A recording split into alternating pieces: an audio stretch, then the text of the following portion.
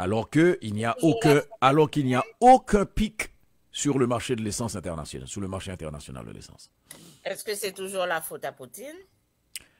Demande à Jean-Ernest, tu connais. Oui, Il va c'est à te, lui que il je pose va. la question, puis il fait semblant de ne pas m'entendre. Est-ce que c'est la faute à la COVID? Covid, Tu vois, je t'ai dit, il ramène ça à la santé. oui. Euh, Qu'est-ce que Covid vient faire là-dedans? Parce que au contraire, durant la période de Covid, c'est là où on avait atteint le seuil, le plancher que Jean-Ernest avait toujours rêvé. Non, on était allé à $1, Jean-Ernest. Ah oui, À un certain moment, oui, oui. on est descendu à $1 à un certain moment. C'est tellement loin. Oui, même en dessous, parce qu'à un certain moment, il était 98 sous à certains endroits. Et j'ai versé ma petite goutte. Oui. C'était une seule fois. Tu as fait ça sans penser à l'environnement. Voyez, hein? Une petite goutte qui m'a trahi Non, c'est pas en me rendant ridicule à tes yeux. Ah, il écoute souvenir. Et il est petit. C'est les gens qui. Mais j'avais Les trous. Ah non, je connaissais un troubadour. Il est petite et l'âme m'a trahi. S'il te plaît. On peut garder Alors, Maître Pierre. Tu sais que Emmanuel, j'ai cherché ce troubadour, hein, pour souvenir, puis je ne l'ai pas trouvé. Ok. Parce que je l'avais reçu par WhatsApp. Pour Katchimé, oui. Les Katchimé. Oui. Alors, il y a des choses intéressantes, oui. Moi, je pense que si on travaille bien, on peut regarder 3 affaires. Trois affaires assez rapidement. Moi, je crois que très bientôt, Éric Kerr doit se trouver un autre poste. Une fois là, je vois un ministre du gouvernement de la CAQ qui sort du schéma de la CAQ. Éric Kerr est ministre responsable de la cybersécurité et du numérique. Et il y a un dossier qui fait patate à la SAQ. Catastrophe. Éric Kerr dit non, c'est pas moi. Ah, ouais. Non, il dit c'est pas le dossier du gouvernement. C'est pas mon dossier. C'est pas mon dossier. Oui, c'est le dossier de la SAC. Et c'est une bêtise grave. D'autant que la situation est-elle grave, est à ce point grave, que l'autre qui prend beaucoup de place, c'est la relève aussi, Geneviève Guilbeault. Elle était en vacances, elle est revenue de France sur tête, comme on dit, et elle a eu le temps de travailler sur un arrêté, mettre les choses en perspective, etc., tassant complètement Éric Kerr. Mais Éric Kerr n'avait pas de rôle là jusqu'à un certain point, puisqu'il dit c'est pas lui, c'est la CAQ. Non. Mais on s'entend que les perspectives mises par la ministre Guilbeault, c'était pas du ressort d'Éric Kerr là. Ok. C'est exemple les 90 jours, je pense, là. En tout cas, je sais pas, là, de sursis donné, puis l'emploi de 250 agents, puis tout ça, là. Ça, c'est pas l'affaire d'Éric Kerr. Où j'ai de la difficulté avec Éric Kerr, ça, c'est vraiment le rôle de la ministre. Ok. Et en faisant en mettant en place ces actions-là, la ministre a en quelque sorte contredit Éric Kerr, qui veut que ça ne soit pas un dossier de la CAQ, c'est un dossier de la SAC. Alors, si ce n'est pas un dossier du gouvernement, qu'est-ce que Mme Guilbeault vient faire là-dedans? Et a venu en catastrophe. Et c'est là où je retrouve Jean-Ernest Pierre, la tassant de fort belle manière, et quoique vous me dites qu'il y a des aspects qui... c'est comme Geneviève Guilbeault a dit à Éric Kerr, you don't care? I am care. Je care. C'est ça, I am care.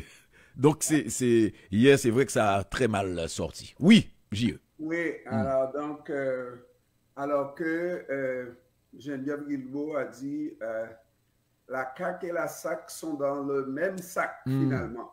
OK? Nous sommes un gouvernement, puis, tu vois, c'est de l'ancienne façon de faire la politique, parce que oui, je suis d'accord, les mesures à prendre pour rendre le service, c'est la ministre du Transport, mais les mesures à prendre pour rendre le système fonctionnel, c'est de la responsabilité d'Éric Kerr, qui est ministre de la cybersécurité et du numérique, n'est-ce pas? Non, Alors, donc, lorsqu'il y a quelque chose qui ne fonctionne pas et qui touche tant et tant de gens, il faut trouver la solution. Ce n'est pas le temps de dire c'est pas de ma faute, c'est la faute de la SAC. Non, mais savez-vous pourquoi il a eu cette attitude-là? C'est parce que il y a quelque chose qui n'a pas été fait en amont.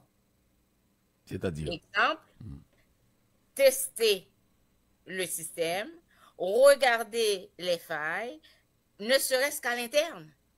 Mais ça n'a pas été fait. Vous avez un organisme dont la SAC qui lance une application qui fait tellement de publicité pour cette application que ça va être ci, ça va être ça, les contribuables vont avoir pour leur argent et tout, sans aucun essai. Mais Marsolais a dit que ce n'est pas le système en soi qui pose problème, mais c'est la surcharge. Denis Marsolais, c'est le responsable de la SAC, mais c'est la surcharge. Ils n'ont pas prévu. Parce qu'on ils devraient. Oui, c'est ça. Ils devraient. Mais il n'a pas dit I don't care. Il n'a pas dit I don't care. Oui. On se souvient et on parle encore de ça. Lorsque le système de paye du fédéral avait flanché. Phoenix. Qui encore aujourd'hui a des failles. Phoenix. Vous vous rappelez le nombre de beurre qu'on a fait dessus? Ah ben oui. Ben oui. Hein? Les syndicats sont montés. Je vous garantis que la situation de la SAC, ça va se tasser dans le temps de le dire. Pas parce que le problème va être réglé. Non, pas parce que le problème va être réglé. Parce qu'on regardera ailleurs. Non, mais oui. Le Phoenix était pan-canadien. Oui, c'est ça aussi. C'était dans tout le mais Canada. Je parle du Québec. Ça, c'est vraiment le Québec, sauf que... Le Québec avait fait son beurre aussi sur... mais parce que le Québec était aussi concerné, on s'entend. Cela dit, là où il y a une faille informatique, Phoenix n'est jamais loin. Phoenix est là-dedans aussi, là. Ça y est? Hein? Phoenix est là-dedans aussi. C'est-à-dire, celui qui a mis en place le système Phoenix, qui a donné des ratés tels qu'on l'a vécu, là, est là-dedans aussi dans ce système informatique. Oui, puisqu'il faut, j'imagine qu'il faut les relier. Non, pas les relier. Avoir les deux mains là-dedans, là. OK. Avoir, mis la chose en préparation en ligne, tout ça, là. Oui, les informaticiens qui ont fait Phoenix, qui a connu des ratés extraordinaires. Ils n'ont pas mis. Ils étaient là-dedans. Hein? Ils ont pas mis... Raison de plus. Ils n'ont pas mis les deux mains et les deux pieds. Validé avant. Et Phoenix, on s'entend que c'était à travers le pays, tandis que vous, c'est un système pour la province du Québec. Oui, mais ce que Jean-Ernest dit, c'est pas que tu n'aies pas raison, mais que la même source de la catastrophe Phoenix, le système de la SAC a sucé à la mamelle. C'est les mêmes mamelles qui ont nourri Phoenix. Pourquoi tu dirais, quand quelqu'un passe, tout trépasse. Oui, on n'a pas dit Luckner. On n'a pas dit de nom. Parce que c'est notre seul technicien. Absolument. Alors, excellent technicien. C'est ce que j'allais dire. Et il est bon. Et il est bon. Hein? Oh, il est très absolument. Bon. Il est fort. Alors, deuxième sujet. Une petite vite, on dirait, n'est-ce pas? En général, la justice n'aime pas trop entrer dans des sujets comme ça. D'ailleurs, vous allez voir, c'est la manière dont le sujet, je parle de conflit, de chicane de clôture, chicane de quartier, n'est-ce pas? Mais celle-là, c'est la Cour du Québec qui a rendu un jugement hier concernant, imaginez, de petits-enfants de 4-6 ans à peu près, là, qui jouent dans la rue. Et puis, il y a un autre voisin qui n'aime pas ça. Et qu'est-ce qu'il fait là pour montrer qu'il n'aime pas ça? C'est de placer des caméras. Au moins, on parle de 6 à 8 caméras qui sont placées sur la voiture, sur la porte, etc., etc. Et en plus, qui fait des conduites dangereuses. Les deux, hein? Les deux, c'est le fils et la mère, je crois, n'est-ce pas? Font des conduites dangereuses sur une rue en demi-lune. Là. Alors, le juge, et pire encore, c'est cette famille-là, cette famille qui est dérangée parce que les enfants jouent sur la rue. Dérangé est un... qui va porter plainte. Mais dérangé n'est pas correct. Déjanté. Et cette famille qui va porter plainte et qui va finalement réussir à obtenir qu'il y ait une accusation criminelle qui soit portée contre le père des deux enfants. Supposément, il aurait fait un signe de menace de mort, genre là. Et ben, le juge s'est vraiment permis, comme pas à peu près, n'est-ce pas, dans ce jugement, en disant que les enfants ont un droit. D'ailleurs, le journal de Montréal, je crois, c'est le journal de la presse qui titre « Un juge défend le droit des enfants de jouer dans la rue ».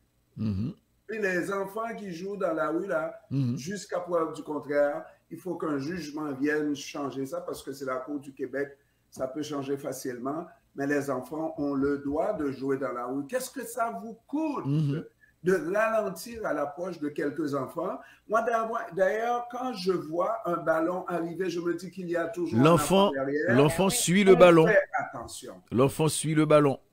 Non. Tu sais? Alors, la chose la plus difficile qu'il ait pu obtenir, là, le plaignant, c'était de convaincre la couronne à porter des accusations contre le père de ces enfants-là. Et heureusement, il y a un juge qui a blanchi le gars en disant, et vous allez apprendre que même faire un doigt d'honneur, c'est peut-être une insulte, mais ce n'est pas un acte criminel. Ce n'est pas une menace non plus. Insulter, ce n'est pas un acte criminel. Ce n'est pas une menace non plus. Pour ceux qui entendent maudit nègre, maudite négresse, là, ne donnez pas un coup de poing tout de suite là, pour vous faire justice, parce que ce n'est pas un acte criminel. Insulter. OK. Bon. Insulter n'est à pas moins, un acte à moins qu'il y ait une loi sur la question justement qui est abordée. Si par exemple, parce que tu peux avoir le mot nègre ou le mot chose, etc., qui soit considéré comme une insulte grave. Ah ben, le juge a dit une insulte, ce n'est pas un acte criminel. Vous ne pouvez pas porter des accusations contre quelqu'un qui vous aurait dit maudit nègre, maudit nègre. Ou bien qui aurait visé ta mère. Ben, tu lui dis maudit blanc, et puis ça finit là, n'est-ce pas? Ben, c'est parce que, en tout cas, bref. Mais ça, c'est bon à savoir. C'est bon à savoir. C'est sa petite chronique sur le doigt. Oui, mais il faut faire attention avec un jugement comme ça. On risque d'entendre à tue-tête maudit nègre à droite, maudit nègre à gauche, là. Ce n'est pas... Parce que quelqu'un qui t'insulte là, hein, ça dépend de l'insulte. Des fois, tu as le goût de lui casser le nez. Hein. Parce une chance que tu n'as pas le bras pour ça, Asma. Ben, je pourrais utiliser l'autre bras, quoi.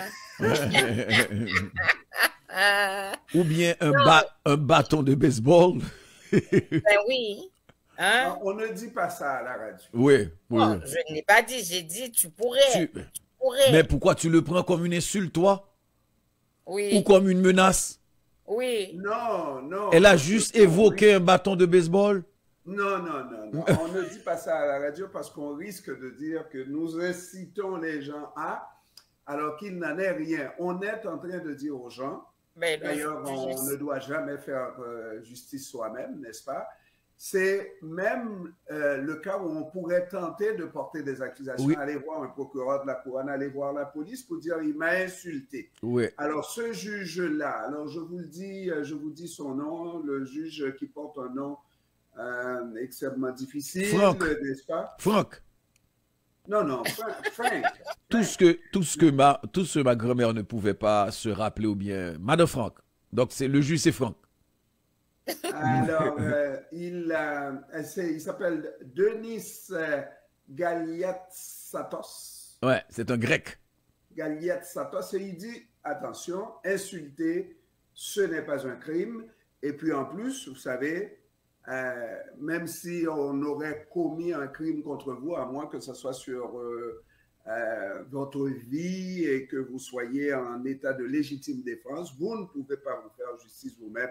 Il faut porter plainte et éventuellement la couronne portera des accusations. Alors c'est très intéressant de dire que insulter quelqu'un, ça ne veut pas dire commettre un crime pour autant. Non, tu peux, il t'insulte, tu le tues. Bon, alors, voilà. Ou bien bon. Meilleure attitude. Ou bien bon. Ou bien chose. Oui. Ne dis rien. Ou bien chose. Tu te rappelles la petite chose qu'on a dit tout à l'heure? Il ne faut pas recommencer. Je pensais que tu allais parler de cette entrevue avec M. Mumuza. Mais c'est ça. C'est ça. C'est son troisième point. Et là. Ah, excusez. Vas-y. Oui, il avait dit qu'il avait 3 étapes. Oui, la vie en 3 étapes. Moussa Mouendo, qui est chef de mission pour Médecins sans frontières en Haïti. En fait, c'est une information qu'on savait déjà, mais c'est les conditions. Quand les acteurs sont sur place et vous disent pourquoi et comment et décrivent la situation, c'est autre chose. C'est un autre point de vue. Par rapport, hein? C'est un autre angle, absolument. Oui. Par rapport à... Et j'ai essayé, comme je pouvais, de voir son évaluation, puisque le responsable de mission est d'origine africaine, je ne sais pas de quel pays d'Afrique, pour savoir que lorsqu'on disait et qu'on comparait Haïti à la Somalie, est-ce qu'on était arrivé à la somalisation? Véritablement, il n'a pas voulu se prononcer, mais il a dit que la différence, même dans certains pays d'Afrique, là où il y a du banditisme, comme on le sait, n'est-ce pas, avec toutes sortes de groupes djihadistes et tout ça, la capitale est souvent protégée. Dans le cas d'Haïti, c'est la capitale qui est embrasée. C'est la capitale. C'est ce que j'allais te dire. Pardon? C'est ce que j'allais te dire. Les guerres civiles se cantonnent dans des zones très spécifiques. Tu sais, tu vas entendre dans le nord du Mali, tu vas entendre dans... Alors que là, c'est le cœur, entre guillemets, du pouvoir qu'il n'y a pas, mais c'est le cœur du pouvoir qui est visé. Je regardais cette carte, on l'a déjà dit, publiée par une agence internationale, Jean-Ernest. L'encerclement s'est fait, on l'avait dit, du nord au sud, de l'est à l'ouest. C'est-à-dire, quand tu prends l'entrée de Carrefour, sud, quand tu prends le nord, tu prends toute la zone de comment ça s'appelle, des Timacaques, des ci, des ça, etc. D'est en ouest, tu fais le tour, tu ceintures. Parce qu'il y a Canaan qui complète. Il y a Katsamaozo qui complète. Donc, on est entouré. Et puis maintenant, tu as une guerre, le cœur de la capitale. Tu as maintenant les quartiers de Solino, de Bel-Air, de La Saline, etc. Au cœur même de la capitale. Tu as maintenant une action. Qu'est-ce qui va se faire après? C'est la grande question. Et, Asma, oui? Oui, mais vous voyez l'irresponsabilité de ces, entre guillemets, dirigeants. Au début, quand ça avait commencé, l'encerclement de Port-au-Prince, qu'est-ce qu'ils ont fait? Ils ont déménagé pratiquement tous les ministères vers le haut, Pétionville, au lieu de prendre des actions pour empêcher justement que les gens s'en prennent vraiment à la capitale.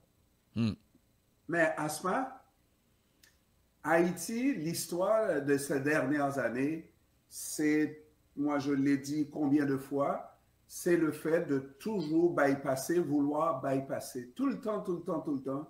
Ça a commencé pas avec cette situation, même avant, suite au tremblement de terre, ben, la capitale, le centre de ville de Port-au-Prince s'est transporté à Pétionville, le centre des affaires s'est transporté à Pétionville, n'est-ce pas? Chaque fois qu'on a un problème, on essaie de le contourner, bypasser, n'est-ce pas?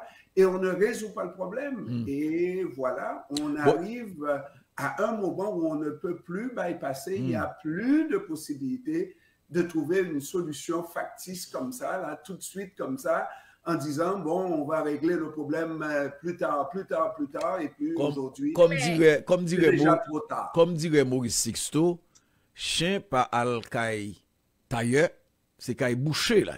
OK? Ça veut dire quand tu abandonnes le centre-ville au lieu d'essayer de faire ta part dans l'épanouissement de certains quartiers, de certains ci, de certains ça, etc. Non, non, non. On tourne le dos, etc. Comme tu dis. Ce qui arrive, c'est que quand il n'y a plus de commerce, de fortune à rançonner, etc., maintenant, on va venir vous chercher, on monte vers vous. Et ce phénomène-là, c'est depuis, les gens auraient dû comprendre, quand Cité Soleil est monté faire jalousie au cœur de Pétionville. Ben, vous avez compris ce que le Premier ministre dans le temps a fait. Ah oui, non, non, oh, c'était une œuvre d'art. Oh là là. Oh. Et là où j'ai un petit peu de difficulté avec la situation d'après tremblement de terre, que les commerces ont tous déménagé à Pétionville, c'est parce qu'à un moment donné, il fallait qu'ils survivent, ces commerces-là. Oui, oui. Mais ça devrait être un déménagement temporaire, le temps que tout le monde, compris les commerçants, se mettent ensemble pour reconstruire ce centre-ville-là. Mais non, c'est un déménagement permanent. C'est vrai que ça a commencé après le tremblement de terre aussi. Exact. Absolument, c'est vrai. Exactement. Mais que le déménagement ait été fait suite au tremblement de terre, jusque-là, c'est correct. Parce que le centre-ville était impraticable. Et là, je te rejoins sur aussi la responsabilité de l'État. C'est-à-dire, on ne peut pas demander... Parce que le commerçant est là pour faire son argent. L'entrepreneur est là pour faire fonctionner et de l'argent avec. Maintenant, il peut avoir un pan philanthropique, il peut avoir tout ce que vous voulez. Il doit avoir un pan philanthropique. Oui, il peut, c'est pas exigible, tu comprends? C'est comme quand je discute avec certains commerçants, et alors je discutais avec eux, et puis c'est là qui m'a dit, et moi j'attendais le moment où tu allais te colter avec le monsieur, le prendre. Qu'est-ce que quelqu'un ne peut pas comprendre? Quand on vous dit, par exemple, qu'il y a dans la dynamique publicitaire, c'est pas parce que vous, le commerce, votre casse-croûte marche à merveille avec ci, avec ça, etc., etc., que vous n'avez pas besoin de publicité, parce que il y a un aspect, tu sais, de prestige, de dynamique participative, de vous faire connaître. Le rêve pour quelqu'un qui a un marché qui fonctionne, ce n'est pas qu'on ne vous connaisse pas, juste que vos clients qui passent, etc., dans une routine. Non, on vous dit que c'est une dynamique communautaire. Et c'est là où, c'est pour te dire que la personne n'est pas obligée, mais il y a aussi toute la philosophie qui est derrière. Donc, j'ai failli déraper. Oui. Ouais. Alors, on a compris ça, Jean-Emmanuel. On va vite, n'est-ce pas? Oui, mais effectivement, il y a tout ça, il y a cette situation. Et ça pendant que vous parliez, je pensais à lorsqu'on a fait la distinction entre les commerçants qui doivent essayer. Et puis, j'ai une bonne connaissance sur la grande rue en face de la Téléco qui a déménagé son entreprise, l'ancien musicien des Schleux, Cerveau Central, son entreprise à Pétionville, effectivement. Et puis, bon, on comprend cette dynamique. Et puis, l'un suit l'autre, etc., etc. Mais encore faut-il qu'il y ait un plan. Ici, on dit, m'a donné le plan, n'est-ce pas? Il faut qu'il y ait un plan. M'en vais te donner un plan. Et celui qui avait le plan, c'était l'ex-notaire de tout le monde, là, et les riches surtout, dont le nom se trouve sur la liste et qui, hein, l'ancien Premier ministre, n'est-ce pas, est devenu Premier ministre sous l'autre gouvernement de Jovenel, n'est-ce pas, et qui doit avoir à répondre de ce qu'il a fait ou de ce qu'il n'a pas fait. Parce que ce centre-ville-là était sous respirateur artificiel et on attendait l'ordre du notaire pour commencer la construction qui n'est jamais venue, mais entre-temps, on a coupé les devantures, on a retracé, on a zigzagué, etc. et on n'a rien fait. On a foutu Port-au-Prince dans plus de bordel que le tremblement de terre. Oui, c'est parce qu'ils ont investi beaucoup dans la construction de stades. Oui. Oui. Non, mais le notaire, c'était davantage sous Jovenel, pas sous le constructeur de stade. Ah oui, mais on sait. On sait que le notaire était sous Michel Martelly. Aussi. Il n'était pas Premier ministre, mais c'était le notaire qui a détruit. Depuis Aristide. Oui, mais non, c'était le notaire qui a détruit le centre-ville. Et où est-ce qu'il a détruit? C'est même pas là où il fallait faire la reconstruction. C'est dans les petits commerces qui existaient encore. C'est tous ces gens-là qu'il a quasiment mis à terre. Et puis, rien n'a été fait. Mais ça, c'était sous Michel Martelly. C'était sous Michel Martelly. C'était la reconstruction du centre-ville. Alors que ce qu'il fallait qu'on fasse, c'est commencer par reconstruire ce qui a été détruit par le tremblement de terre et voir par la suite à étendre la nouvelle construction, si on veut, du nouveau centre-ville de Port-au-Prince. Mais c'est pas ce qui a été fait. C'était juste empocher son argent de plusieurs milliers de dollars et puis milliers, c'est rare. Et puis l'État dépense des centaines de milliers en location aussi de maisons, de locaux, de ci, de ça, etc. Oui. Alors que ça aurait pu être investi dans la reconstruction. Absolument. Alors c'est qu'aujourd'hui, on se ramasse avec une catastrophe.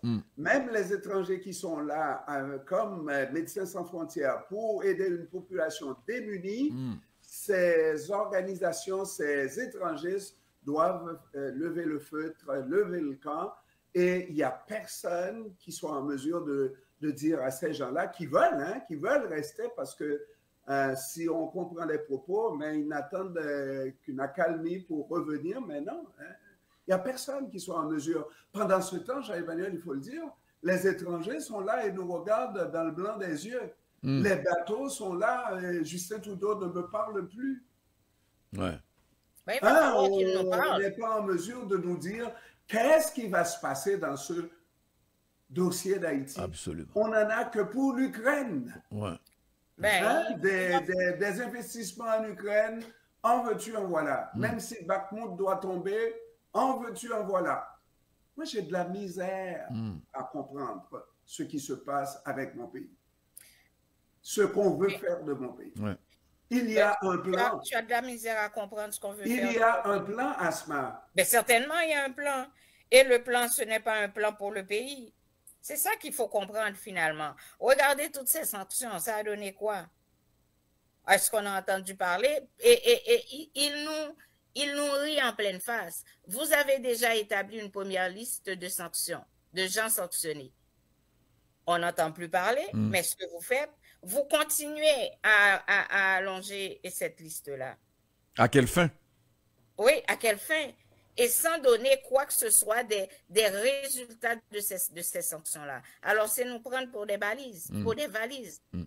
C'est quoi l'affaire? Et à un moment donné, moi, je me dis, Justin Trudeau n'aura pas le choix que de parler à la communauté haïtienne, que de parler au monde, même pas à la communauté haïtienne seulement, mais au monde de l'implication du Canada dans ce dossier d'Haïti, sinon qu'il se retire de ce dossier-là. Parce que c'est fascinant de voir avec quelle facilité la communauté internationale, et c'est là quand je parle d'émotions plastifiées, parce que un rien, le peuple si, mais avec quelle facilité ils sont capables de regarder mourir un pays, parce que c'est exactement ce qui est en train de se passer. Mais Jean-Emmanuel, je m'excuse, Aspa, est-ce que Joe Biden ne fait pas quelque chose? C'est là où il est difficile d'analyser et justement.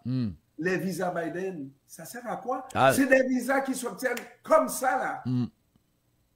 Hein? C'est l'espace d'une semaine ou de 2 semaines. Oui, mais je veux pas parler de visa et de Biden là ce matin parce que ça fait 1 mois que je parle que de ça.